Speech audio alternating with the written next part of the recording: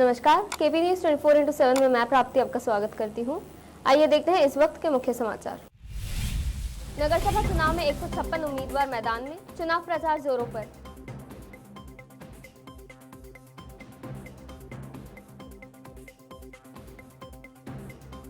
पूर्व विधायक सैयद जुल्फिकार हाशमी का निधन, लोग अफसोस में डूबे।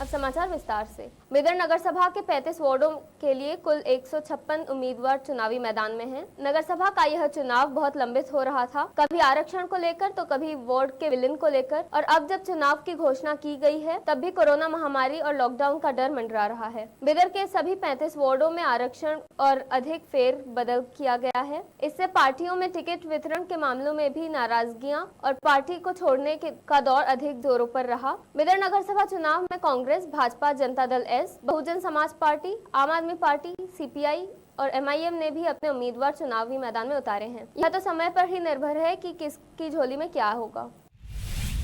बिदर के पूर्व विधायक सैयद जुल्फिकार हाशमी का अचानक आज सुबह हैदराबाद के एक निजी अस्पताल में निधन हो गया। वह पिछले कई दिनों से बीमार थे। हाशमी 1994 में बहुजन समाज पार्टी के उम्मीदवार के रूप में चुनाव में पहली बार खड़े हुए थे और भारी बहुमत से जीत के बिदर के विधायक बने। वह 90 के दशक के प्रसिद्ध राजनेता रहे जो अपने बेबाक भाषण और आमजन के लिए किसी भी हद तक जाने के लिए जाने जाते थे। वह लोगों की समस्याओं को हल करने के लिए हमेशा पहल करने वाले नेताओं में से एक थे। हाशमी के अचानक निधन से बिदर सहित आसपास के क्षेत्रों के लोगों में गम का माहौल छाया हुआ है। लोगों को अपने प्रिय नेता को खोने का अफसोस है। वही कई संघ संगठनों में भी अफसोस छाया हुआ है। हाशमी के परिजन और दोस्तों में भी गम छाया हुआ है। उनकी नमाज जनाजा शहर के जामा मस्जिद में पढ़ी गई। इस अवसर पर जामा मस्जिद में जन सैलाब उमड़ा। कई राजनेता, संघ संगठनों के जिम्मेदार, दोस्त और उनके समर्थक उपस्थित थे। आज हाशमी साहब का इंतकाल हुआ, बहुत बड़ी दुख की बात है और वो बहुत ही अच्छे एक लीडर थे। खासकर माइनॉरिटीज़ में, मुस्लिम्स लीडर में one of the top leader थे और उनके लिए हम सब मिलकर दुआ करें। मैं भी पॉलिटिक्स में आने का जो रीज़न था उनका बहुत बड़ा सपोर्ट था। रमज़ान का महीने में जिनका भी इंतकाल होता है वो बहुत बड़े किस्मत वाले होते हैं। तो ये रमज़ान मुबारक महीना उनको बहुत बहुत सभी लोग उनके लिए दुआ करें। बीजापुर के तालीकोटी में संविधान शिल्पी डॉक्टर बाबा साहेब अम्बेडकर की 130वीं जयंती के अवसर पर बाबा साहेब की मूर्ति की स्थापना की गई। इस अवसर पर एक कार्यक्रम का आयोजन भी किया गया। तेलंगाना के कामारेड्डी जिले के कट्टापाली गांव में कोरोना से मरने वाले एक व्यक्ति के शव को परिवार ने लेने से इनकार किया, जिसके बाद मुस्लिम युवकों ने उस व्यक्ति का अंतिम संस्कार किया। 17 अप्रैल को मुगलिया नाम के एक व्यक्ति को कोरोना सकारात्मक परीक्षण के बाद एक अस्पताल में भर्ती कराया गया था, लेकिन रविवार को उनकी मृत्यु हो गई। क्योंकि वह कोरोना से प्रभावित था, इसलिए उसके परिवार में से कोई भी अंतिम संस्कार के लिए उसके शव को लेने के लिए तैयार नहीं था। यह जानने के बाद उसी गांव के मुसलमान युवक आगे आए और हिंदू संस्कारों के अनुसार उनका अंतिम संस्कार किया। मुसलमान युवक फसीह और अली को इस घटना के बारे में पता चला और इसके बाद वे दोनों शव को लेने के लिए अस्पताल पहुंचे। दोनों युवक ने शव को अपने कंधों पर उठा लिया और अंतिम संस्कार के लिए शमशान घाट पर ले गए। सैकड़ों लोगों ने गांव के कुछ लोगों सहित मुसलमान युवाओं की प्रशंसा की। महाराष्ट्र प्रदेश भारतीय जनता पार्टी के अध्यक्ष चंद्रकांत पाटिल ने विधानसभा का विशेष सत्र बुलाने महाराष्ट्र के राज्यपाल भगत सिंह कोश्यारी से मांग की है। पाटिल ने कहा कि महाराष्ट्र में कोरोना संक्रमण की हालत गंभीर है और परिस्थिति अत्यंत विकट हो गई है। इसके साथ ही मुख्यमंत्री उद्धव ठाकरे से भी उन्होंने कहा कि महाराष्ट्र सरकार तत्काल विधानसभा सत्र बुलाकर प्रदेश के सभी विधायकों के समक्ष प्रदेश में कोरोना संक्रमण की वस्तुस्थिति स्पष्ट करें और अपना पक्ष भी रखें। कोरोना वायरस के संक्रमण पर काबू पाने के लिए दिल्ली में लगाए गए लॉकडाउन के बीच प्रवासी मजदूरों का पलायन एक बार फिर शुरू हो गया है। मुख्यमंत्री अरविंद केजरीवाल की अपील बेअसर हो रही है और रेलवे स्टेशन के अलावा बस स्टैंड पर मजदूरों की भारी भीड़ देखी जा रही है। प्रवासी मजदूरों को डर है कि लॉकडाउन का समय पहले की तरह इस बार भी बढ़ सकता है, इसलिए वो अपने घर लौट रहे हैं। दिल्ली के मुख्यमंत्री अरविंद केजरीवाल ने सोमवार को लॉकडाउन की घोषणा करते हुए कहा था, मैं प्रवासी मजदूरों से हाथ जोड़कर अपील करना चाहता हूं कि दिल्ली छोड़कर मत जाएं। यह छोटा सा लॉकडाउन है, मगर यह मजदूर पलायन कर रहे हैं। देश में कोरोना संक्रमण तेजी से बढ़ रहा है।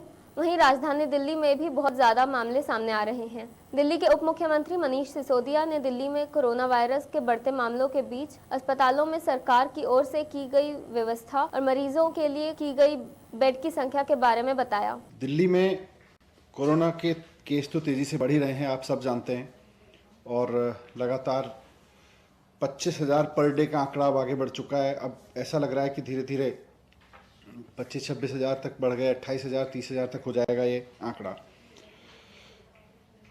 मैं दो चीज़ें कहना चाहता हूँ। एक तो ये कि दिल्ली सरकार पिछले दिनों में लोगों को बेड उपलब्ध कराने में बहुत तेज़ी से काम कर रही है और बहुत सफलतापूर्वक काम कर रही है।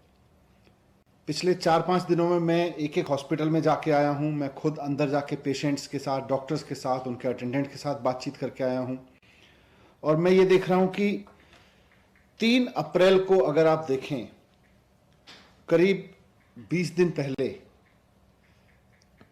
हमारे पास 6,071 बेड थे, 6071 बेड्स थे पहले, 6,071, और आज हमारे पास में इस वक्त 19,000। अब केपी न्यूज में समय है एक छोटे से ब्रेक का।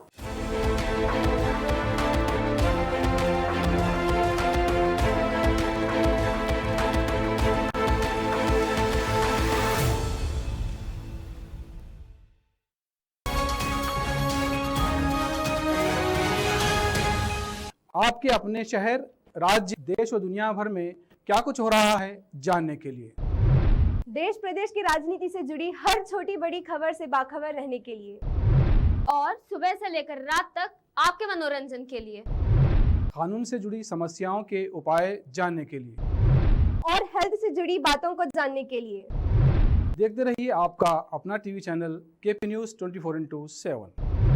देखिए देश और दुनिया भर की खबरें केपी न्यूज से।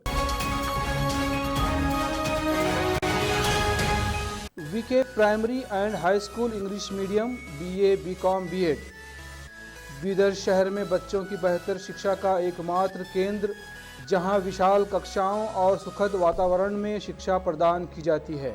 कंप्यूटर शिक्षा का उचित प्रबंध और मॉडर्न लेबोरेटरी की सुविधा के साथ साथ सांस्कृतिक गतिविधियों में भाग लेने का पूरा मौका दिया जाता है। एक्सपर्ट्स टीचर्स के माध्यम से शिक्षा की व्यवस्था सचिव दिलीप कुमार कमठानी की देखरेख में और वैजनाथ कमठानी की अध्यक्षता में चलाए जाने वाला और कई पुरस्कारों से सम्मानित शैक्षिक केंद्र VK primary and high school English medium BA BCom B.Ed Vidyanagar Bidar. Phone number 8550001972। Break के बाद आपका फिर स्वागत है। आइए देखते हैं आगे के समाचार। देश के न्यायालयों में बड़ी संख्या में मामले लंबित हैं। हाईकोर्ट में भी मुकदमों की लंबी सूची है जो पेंडिंग है। अब हाईकोर्ट में पेंडिंग मुकदमों के जल्द निपटारे को लेकर सुप्रीम कोर्ट ने बड़ा फैसला लिया है। सुप्रीम कोर्ट ने कहा है कि हाईकोर्ट में लंबित मामलों को जल्द ही निपटाने के लिए एडहॉक बेसिस पर जज की नियुक्ति की जा सकेगी। हाईकोर्ट के मुख्य न्यायाधीश हाईकोर्ट के ही रिटायर्ड जज को एडहॉक बेसिस पर नियुक्त कर सकेंगे। सुप्रीम कोर्ट ने साथ ही यह भी कहा है कि हाईकोर्ट के मुख्य न्यायाधीश एडहॉक बेसिस पर रिटायर्ड जज की नियुक्ति तब करेंगे जब उन्हें लगेगा कि लंबित मामलों की संख्या काफी ज्यादा हो चुकी है। लंबित मामलों की संख्या इतनी ज्यादा हो चुकी है कि बिना अतिरिक्त जज की नियुक्ति के इनका निपटारा संभव नहीं हो पाएगा। कोरोना वायरस का प्रकोप देश भर में लगातार बढ़ता जा रहा है, लेकिन कुछ लोग अभी भी कोविड नियमों का उल्लंघन करने से बाज नहीं आ रहे हैं। वे मास्क लगाने और सोशल डिस्टेंसिंग का पालन करने के लिए तैयार नहीं हैं। ऐसे में उत्तर प्रदेश के देवरिया में पुलिस ने अमरजीत यादव नाम के एक शख्स पर मास्क नहीं पहनने के लिए 10,000 रुपए का जुर्माना लगाया।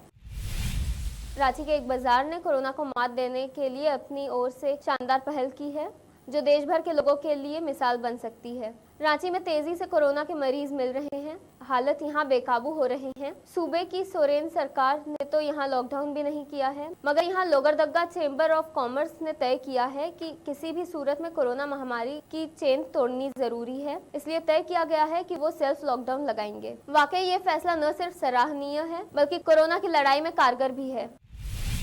भारत में कोरोना संक्रमण के बढ़ते मामलों को देखते हुए अब अमेरिका ने भी अपने नागरिकों को भारत यात्रा से बचने की सलाह दी है। अमेरिका के रोग नियंत्रण एवं रोकथाम केंद्र CDC ने कहा कि कोविड-19 मामलों में वृद्धि के बीच यात्रियों को भारत की यात्रा से बचना चाहिए। CDC के निर्देश में यह भी कहा गया है कि पूरी तरह से टीका लगाए गए यात्रियों को भी कोरोना के नए वेरिएंट और संक्रमण के प्रसार का जोखिम हो सकता है, इसलिए उन्हें भारत की यात्रा करने से बचना चाहिए। यदि आपको भारत की यात्रा करना जरूरी है तो यात्रा से पहले पूरी तरह से टीका लगवाएं। आखिर में फिर एक बार देखते हैं मुख्य समाचार। नगर सभा चुनाव में 156 उम्मीदवार मैदान में, चुनाव प्रचार जोरों पर।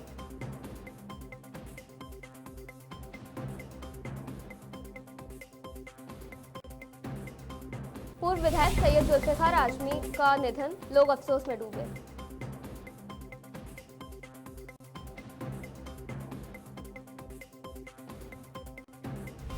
तेलंगाना के व्यक्ति के शव को परिवार वालों ने लेने से किया इनकार, मुस्लिम युवक द्वारा किया गया अंतिम संस्कार।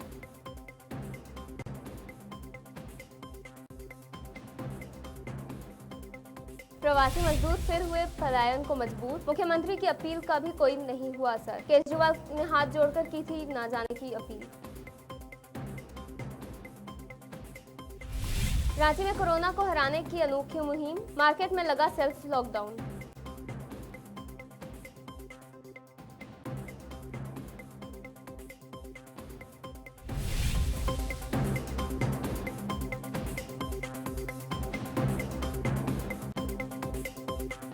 केपी न्यूज में फिलहाल इतना ही। देश प्रदेश के समाचारों के लिए देखते रहिए केपी न्यूज 24/7। धन्यवाद।